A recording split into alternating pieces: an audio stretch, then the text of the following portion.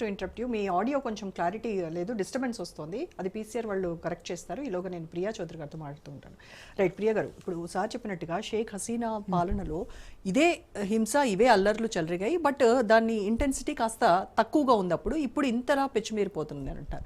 అంటే ఇంత మన హిందూ ప్రొటెక్షన్స్ అనేవి, ఇంత పాలసీస్ అనేవి ఎందుకు డైల్యూట్ అయ్యాయి? ఎక్కడ ఫెయిల్యూర్ అంటారు? సెక్యులరిజం ఒక వర్డ్ అనేటటువంటిది మన రాజ్యాంగంలో ఎమర్జెన్సీ పీరియడ్లో పొందుపరిచారు. దాని వెనుక అక్కడి నుంచి వస్తున్నటువంటి రాజకీయం ఏంటి అని అంటే సెక్యులరిజం అనేటటువంటి ఒకే ఒక్క సెంటెన్స్ తోటి, అంటే ఒక వర్డ్ తోటి ఇక్కడ ఉన్నటువంటి హిందువుని కూడా ఇప్పుడు సార్ ఎంత స్పష్టంగా చెప్తున్నారు. అక్కడ ఉన్నటువంటి వాళ్ళ పరిస్థితి కనీసం ఒక్క మీడియా అన్నా కవర్ చేసిందా? ఇన్ని దారుణాలు జరుగుతుంటే ఒక్క మీడియా కవర్ చేయలేదు. అసలు హిందూ అంటేనే అసలు మన హిందూ దేశంలో ఉన్నటువంటి మా భారతదేశంలో ఉన్నటువంటి మీడియాలకే పట్టదు. చిన్న ఎగ్జాంపుల్ చెప్తా. మీరు అఖండ భారత్ అని పెట్టారు, మీరు స్టార్టింగ్లో ఒక మాట అన్నారు, అఖండ సినిమా గుర్తు తెచ్చు. కరెక్ట్. ఈ అఖండ సినిమా కూడా చాలా ప్రాబ్లమ్స్ ఫేస్ చేసింది రిలీజింగ్కి. మీకు తెలుసా? కారణం ఏంటి అని అంటే దాంట్లో ఉన్నటువంటి సనాతన ధర్మంకి సంబంధించినటువంటి సినిమా. ఎందుకు అది మన సనాతన ధర్మం, మన భారతదేశం, మన అఖండ భారత్ కదా, దీనికి ఎందుకు రిలీజ్కి అడ్డంకులు? ఒక విషయం ఇక్కడ సార్ చెప్పారు, అక్కడ బంగ్లాదేశ్లో హిందువుల మీద జరుగుతున్నటువంటి దారుణాలు ఏవైతే ఉన్నాయో ఇక్కడ ఇంచుమించు అవే జరగడం లేదా? ఖచ్చితంగా భారతదేశంలో చివరికి సినిమా రిలీజింగ్ కూడా ఎన్నో, మీరు నమ్మరు, మీడియా అని బాగా గుర్తు చేశారు సారు. ఇదే మీడియాలో నాకు తెలిసిన మీడియా మిత్రులు చెప్పినటువంటి విషయము, బోయపాటి శ్రీను గారిని క్వశ్చన్ చేసినటువంటి జర్నలిస్టులు ఉన్నారండి ఇండస్ట్రీలో. ఏమనుకుంటున్నావు నువ్వు?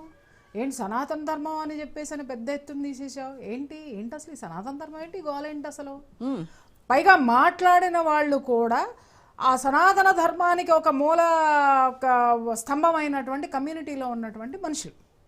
ఓకే, వాళ్ళే వెటకారంగా మాట్లాడి అసలు ఎట్లా అంటే సనాతన ధర్మం అంటే అది ఒక అంటరాని వ్యవహారం కింద ఇక్కడ ఉన్నటువంటి వాళ్ళ నుంచే స్టార్ట్ అయిందమ్మా.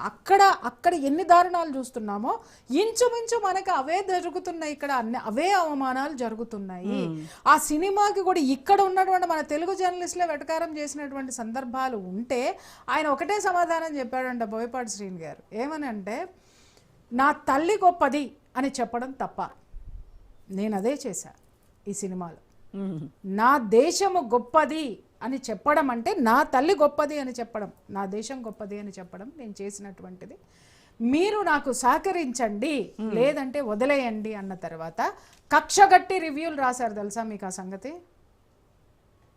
ఇవాళ అఖండ సినిమా మీద, అక్కడ జనం మీద ఏదైతే జరిగిందో, చివరికి సినిమా ద్వారా మాధ్యమాలను ఎలా నొక్కేస్తున్నారనడానికి పెద్ద ఉదాహరణ అఖండ సినిమా. ఈరోజు ఇన్ని కేసులు పడడానికి, ఇంత రివ్యూలు రాయడానికి, అరే సినిమా రిలీజ్ అవ్వకముందే దాని మీద రివ్యూలు వచ్చేసినాయండి. అంటే మత మౌఢ్యానికి పరాకాష్ట. అసలు మౌఢ్యులు ఎవరున్నారు? ఆ ఉన్నతికి హిందువులు కూడా ఉన్నారు కదా దీంట్లో. దాన్ని ఫస్ట్ మనం విశ్లేషించాల్సిన అవసరం ఉంది.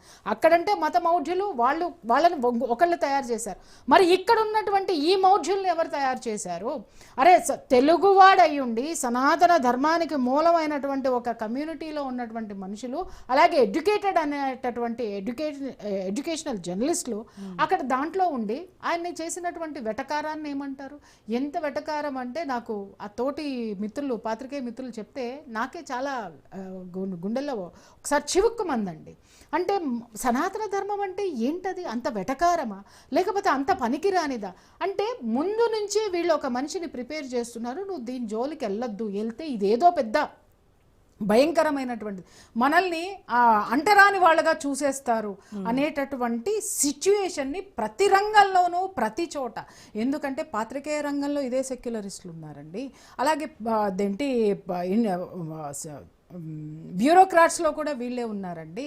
ఇక్కడ రూల్స్ని బ్రేక్ చేస్తూ తర్వాత అనుగుణంగా రూల్స్ని తీసుకొచ్చేటటువంటి దాంట్లో కూడా రాజకీయ నాయకుల్లో కూడా వీళ్ళే ఉన్నారండి. వ్యవస్థ మొత్తము అక్కడ బంగ్లాదేశ్లో జరుగుతుంది అని పక్క దేశం చూస్తున్నాం. ఇక్కడ లవ్ జిహాదుల పేరిట ఎంతమంది ఆడపిల్లలు నిత్యం నరకం అనుభవిస్తున్నారు. ఎన్ని భయంకరమైన కేసులు చేసి లవ్ జిహాదుల కేసులు మీరు నమ్మరు. వాళ్ళ కౌన్సిలింగ్లు ఇచ్చి నేను డిప్రెషన్